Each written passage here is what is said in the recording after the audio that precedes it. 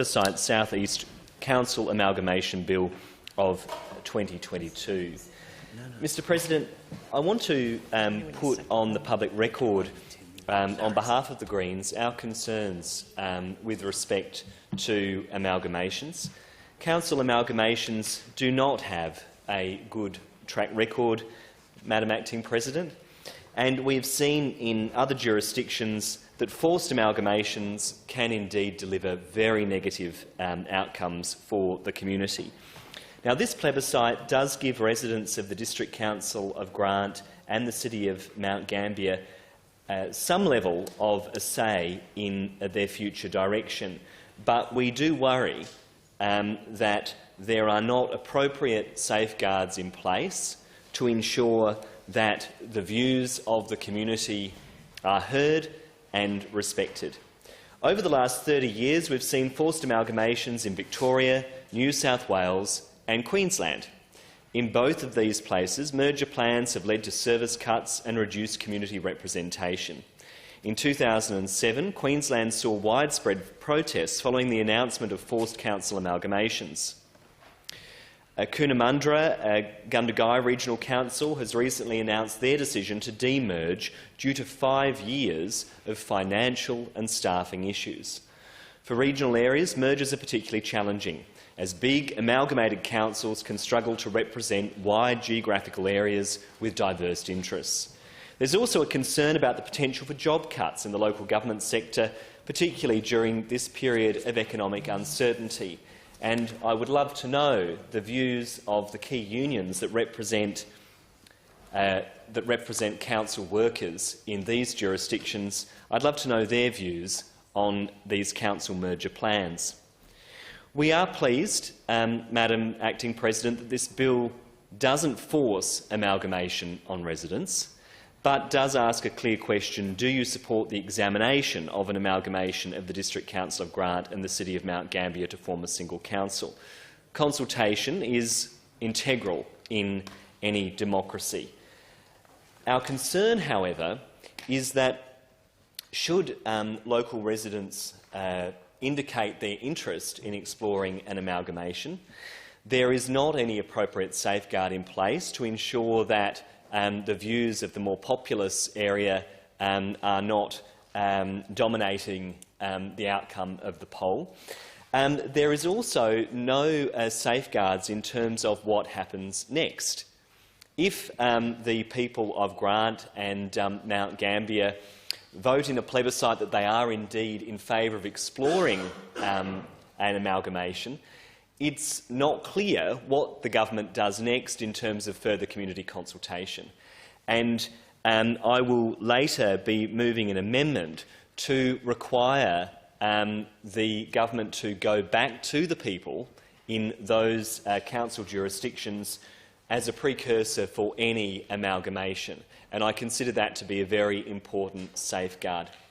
My office has received correspondence from constituents in the relevant council areas detailing their concerns.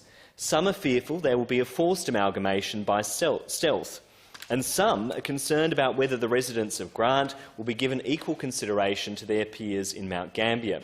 Some ratepayers are also concerned about the speed and the lack of information in the lead-up to this plebiscite.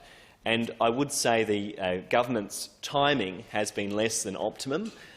Springing this bill on the parliament a minute to midnight before council elections is not a sensible way to approach a reform such as this.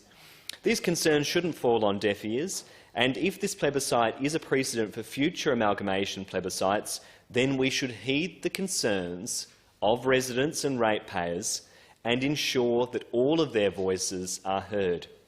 We believe that the process that follows this plebiscite must involve further community consultation, and when the Productivity Commission and the Boundary Commission consider the implications of an amalgamation, we are moving today that there be a secondary plebiscite held in those council areas as a precursor of any amalgamation plan. I mentioned before, Madam President, some of the concerns arising from amalgamations, and I may put on the public record some of the data coming out of New South Wales. And I did mention the Cootamundra-Gundagai council amalgamation. Those councils were forced to merge back in 2016, and a de-amalgamation process was announced this year after reports published by the Local Government Boundaries Commission. The 70-page report described escalating tensions between the two communities following the forced merger of the shires in 2016. The council has been plagued by conflict and financial troubles throughout its short history. Mayor Charlie Sheenan is quoted after the release of the reports saying, "We can do the finances to death, but we need to start talking about the social aspect and the impact that's having on the people that has come through in these submissions." That has played a big part in the decisions that have been made. Public submissions were overwhelmingly in favour of demerging the councils. Since those councils were merged, there's also been financial and staffing problems, and these were detailed in the LGBC public hearings in July. Over the 5 years to June 2021, the total spending exceeded the council's original adopted budget by $15.8 million. And that's interesting, Madam Acting President, when one considers the case for mergers, particularly in a regional context. We're often told that it's going to result in savings to ratepayers. The evidence in other jurisdictions is that that is not the case. In 2020, a freeze on merging the two rate systems of the formerly separate councils came to an end, and the councils had until June 2021 to complete the harmonisation process. One pensioner in the local area has said that her rates increased by more than $200 as a result of the council merger. And she stated the increase could not be justified because her area did not have the same services as major centres that were also included in the new merged council.